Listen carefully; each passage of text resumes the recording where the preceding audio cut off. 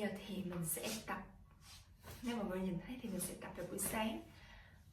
Tại vì dạo gần đây mình cảm thấy mình béo hơn và mình muốn giảm cân để hè còn có kiểu có dáng để đi chơi các thứ, ăn uống các thứ, cho nên là ok, tập thôi.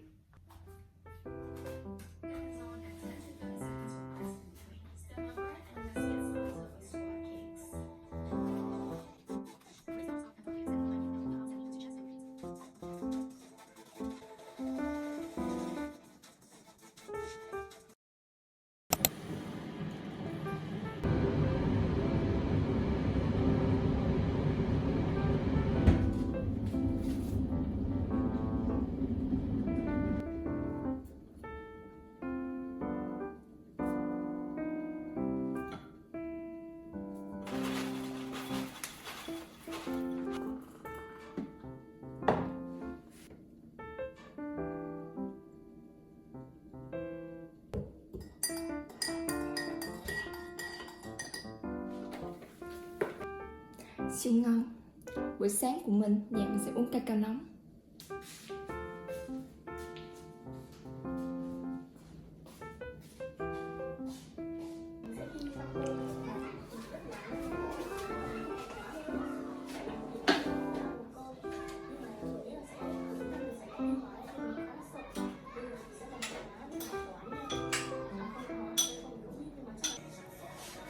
Nếu như mọi người không biết thì ở bên ngoài là trời đang mưa, thì có nghĩa là mưa đó.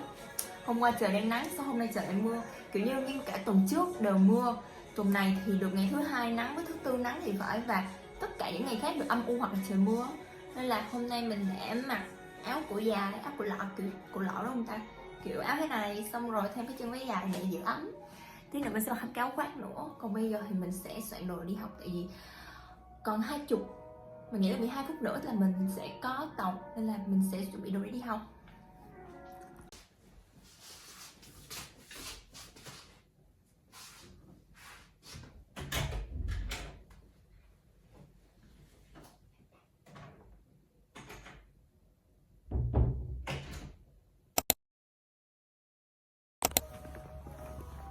Đi học thôi.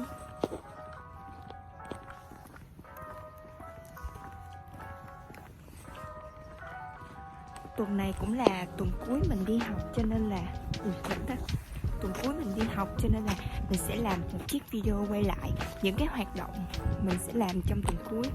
Mình nghĩ là cũng sẽ không có gì đặc biệt đâu, chỉ đơn giản là đi học, kết thúc buổi học xong rồi thế thôi. Nên là hồi ban đầu là mình dự tính là quay video là tuần cuối đi học ở Na Uy thì có gì, nhưng mà mình nghĩ là không có gì hết, cho nên mình đã gộp nó lại thành một tuần của mình. Đấy, đi học thôi.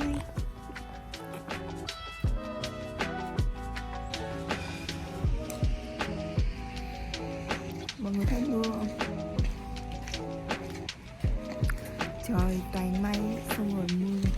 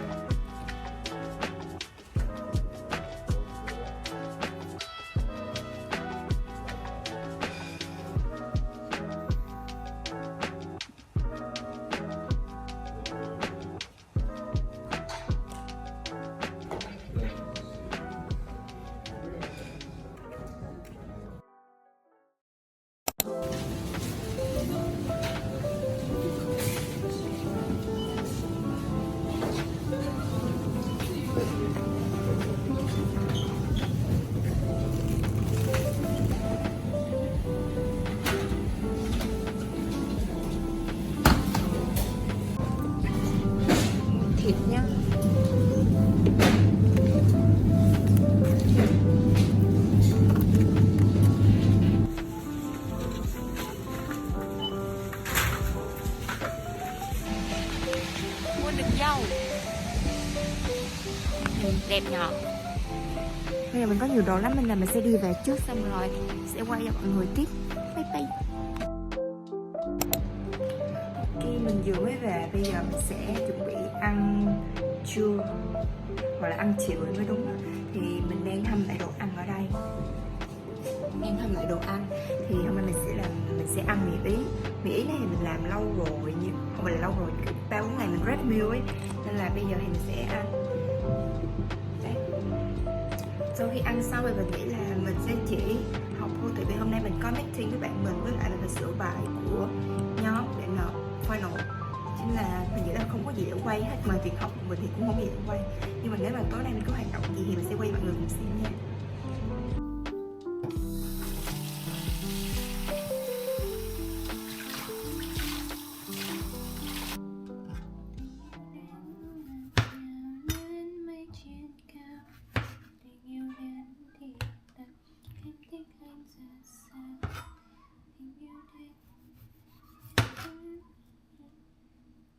Và thế đó, một ngày của mình thì cũng chỉ bình thường như vậy thôi. Ngày xưa khi mà nghĩ đến việc quay daily vlog, mình luôn nghĩ rằng là mình phải có thật nhiều hoạt động cho một chiếc video như thế này. Mình ít nhất là phải đi chơi với bạn bè này, mình phải đi uống trà sữa, hay là phải đi đâu đây đó để có thể quay cho mọi người xem. Nhưng mà giờ nghĩ lại thì nó thật sự không cần thiết đến như vậy. Bởi vì đây là cuộc sống của mình mà, không phải ngày nào mình cũng uống trà sữa đúng không? Và mình nghĩ cuộc sống của mình cũng rất là đáng sống. Và những thước phim này có thể sẽ là bảo vật của mình khi mà mình 30 hay khi mà mình 40 mà. Mình sẽ coi lại và mình sẽ hạnh phúc biết bao khi mà mình 20 tuổi đang ở Na Uy, một mình, hạnh phúc và tràn đầy nhiệt huyết của tuổi trẻ.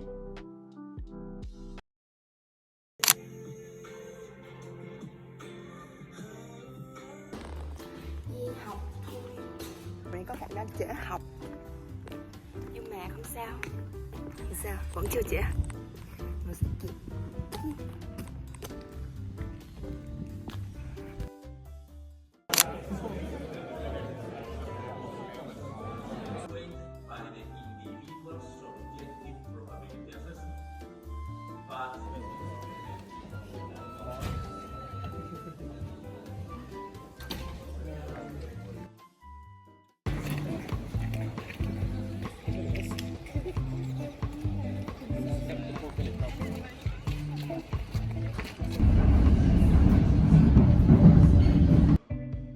Bây giờ mình sẽ giặt đồ xong rồi, chắc là mình sẽ ăn trưa xong mình sẽ học một tí.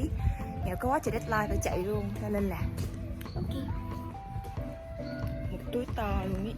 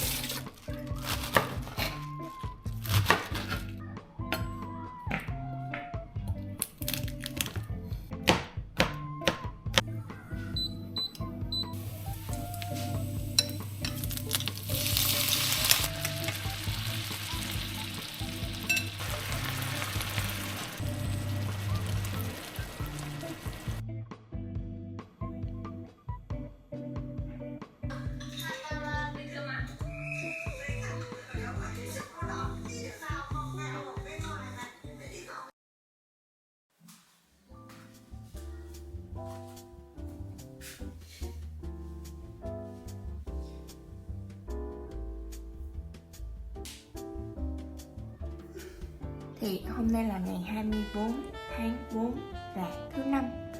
Thì hôm nay mình không có môn gì trên trường hết, cho nên là mình sẽ chỉ học ở nhà thôi. Thứ tư tuần sau là mình sẽ thi môn đầu tiên, kiểu như là thi final ấy. Là hiện tại thì mình chưa học xong, cho nên là mình sẽ ôn. Bây giờ mình sẽ dành hết một ngày thứ năm này chỉ để ôn thi thôi.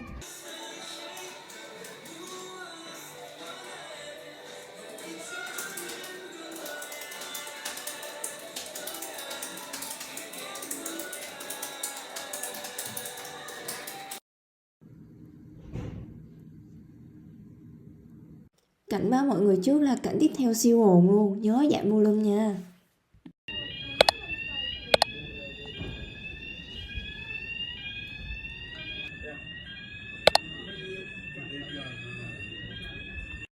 Túi mù bất ngờ nhở. Nhưng mà cũng may là đội cứu hỏa đến thì tầm 15-30 phút sau là mình được vào nhà lại rồi. Nhưng mà mình không kịp ăn sáng hay làm gì hết. Mình chỉ kịp đánh răng rửa mặt xong rồi trang điểm một tí, xong đi lên tàu luôn ấy. Kiểu còn 1 phút nữa thôi là mình đã trễ tàu rồi.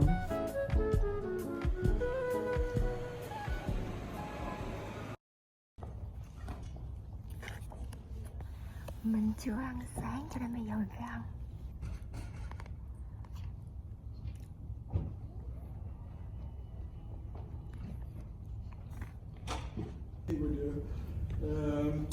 So now we are in the termination phase of the project. Huge projects. Even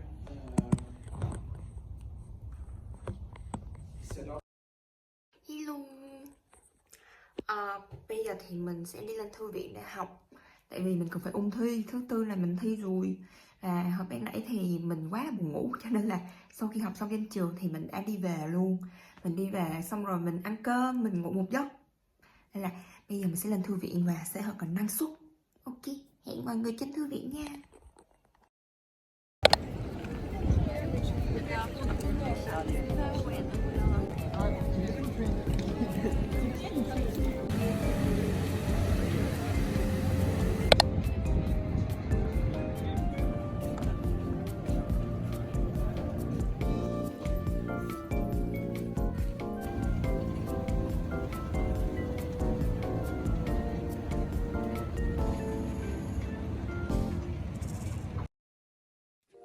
Bây giờ là 12 giờ 36 phút ngày 26 tháng 4 và mình là Vivi.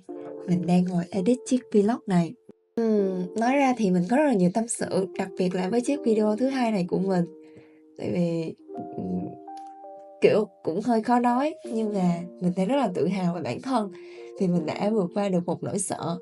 Nỗi sợ rằng là mình sẽ làm một chiếc video quá nhàm chán, mình sẽ làm một chiếc video không đẹp. Và ngày hôm nay thì mình đã vượt qua được nó. Mình đang ngồi edit nó và mình cảm thấy rằng là cuộc sống nhàm chán của mình, thì ra thì nó cũng không nhàm chán như thế nhở. Nó sao nhỉ?